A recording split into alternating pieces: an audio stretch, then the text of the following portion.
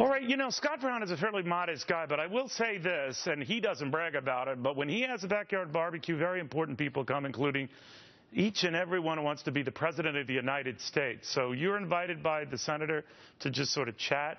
It's a good idea you show up, maybe bring a hoagie with you. The former Massachusetts senator with us right now, Jeb Bush did, right, Scott? And he wanted to try to reassure folks that he is still a viable candidate. Did he succeed? Yeah, Neil, first of all, thank you for having me on. And last night we did have Governor Bush, and over 300 people showed up with that right? very same. Yeah, well, and that was number 2 behind Carly. We had about over 450 when she came. But with Governor Bush, I'll tell you, he got off the bus and he was on fire. People who left that event were like, oh, whoa, okay. It took every question. And the format it's called the No BS Backyard Barbecue. We've talked about it on your show.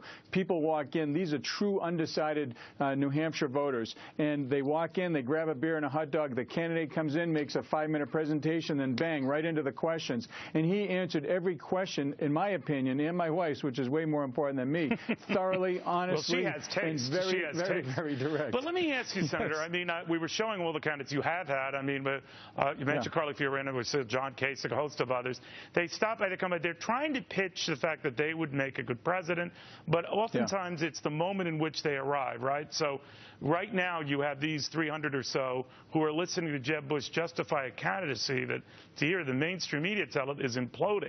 How did he answer concerns that he's falling apart, or that the money's running dry, or that he's not serious? Right. Or we saw this bit with Jonathan Karl of ABC News about whether he's going to quit the race before Iowa. He says no. Sure. How did he deal with all that?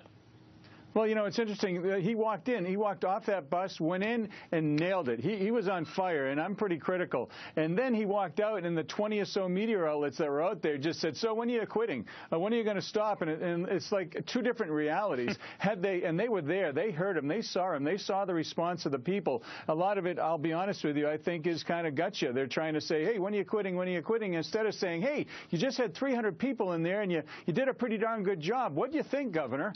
So it's the way they ask the questions. He did very well, and the fact he's spending all this time in New Hampshire, and Neil, you know, and so do your viewers, that in New Hampshire in particular, 4, 5, 6, 7 days out is when they really make those decisions. You're right about